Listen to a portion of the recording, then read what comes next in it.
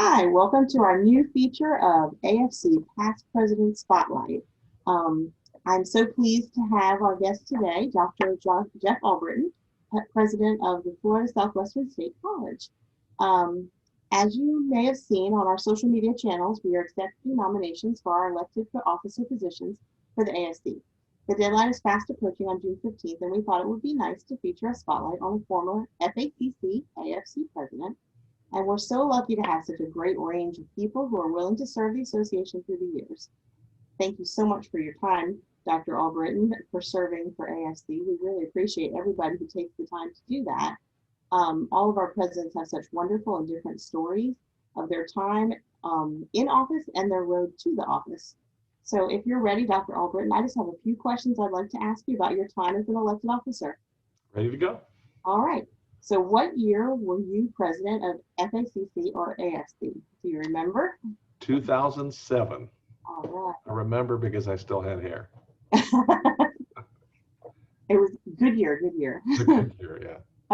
Okay, did you hold several offices before you ran for president? And if so, which offices did you hold? I did. I actually became a member of FACC when I was working in Jacksonville. At the time was FJCC, but now it's changed names like we all have. While I was there, I was invited to join the administration commission. I was new to the state. I thought this was a great way to get involved with state organization. I had never seen anything quite like this in other systems I had been in. So I was eager, anxious, and I went for our first few meetings and just got really, engaged, really got a chance to meet a lot of friends around the state. And the next year, I ran for vice chair of the commission, and then I ran for chair of the commission. And while I was serving as chair, I'm going to say this was probably, it has to be 2001, 2002, somewhere in there. Someone said they had changed the way we structured vice presidents, and I thought it was really a smart idea to have a 2-year term where you have people kind of growing into the role.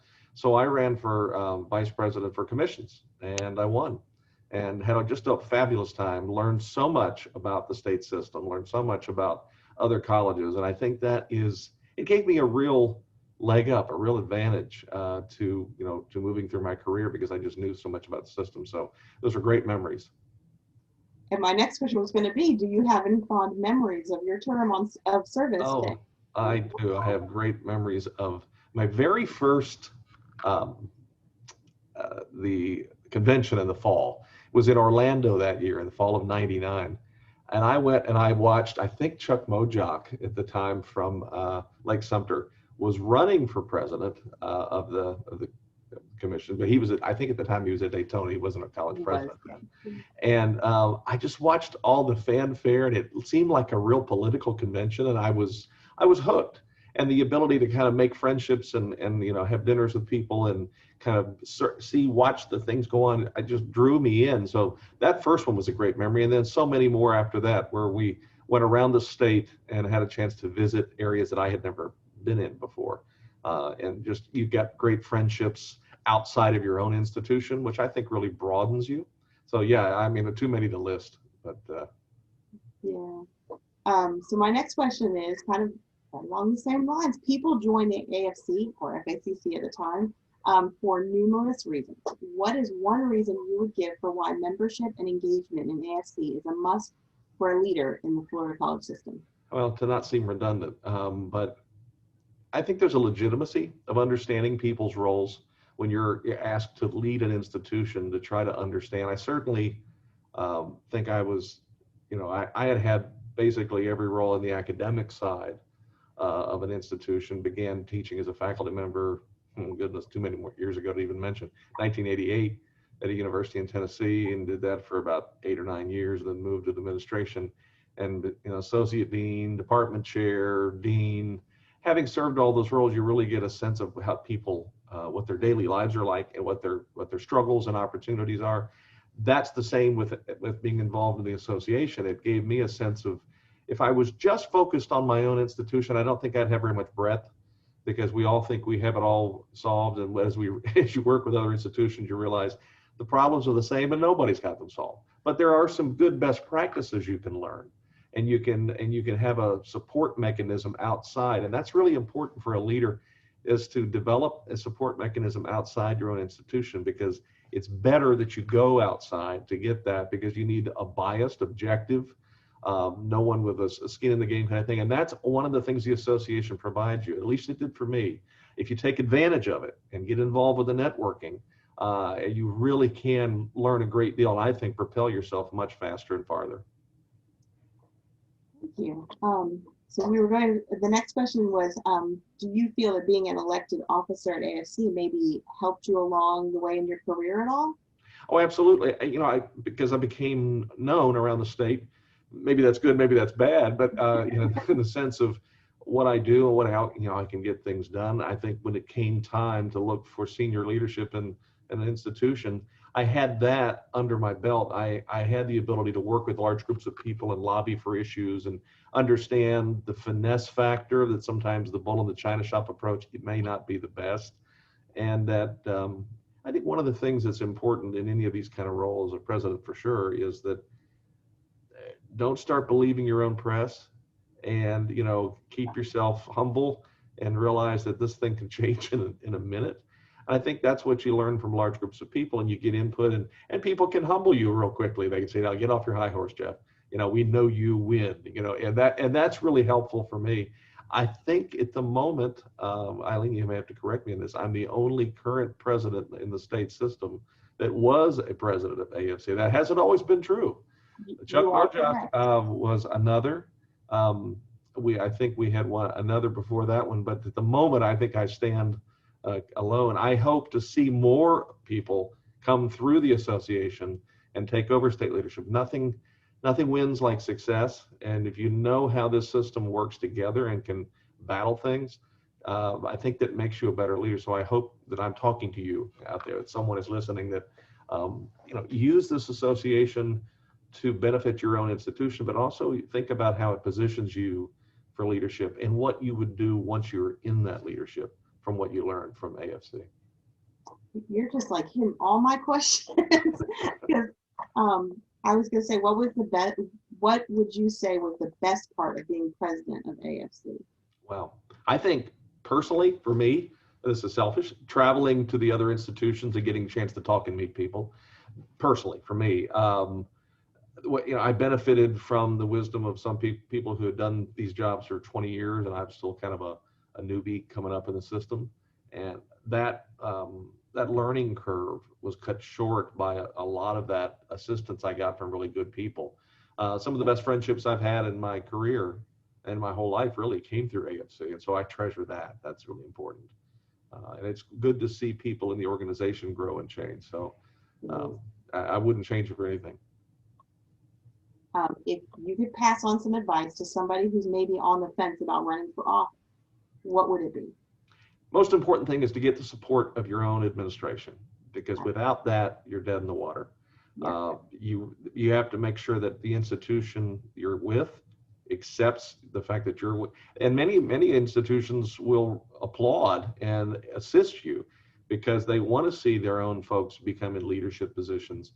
The presidents, we're just 28 other members of the institutions. We have the responsibility put on our shoulders to make these things work financially, fiscal, all these things that we have to do. But without our staff, we're just individuals. And anybody who thinks otherwise is kidding themselves.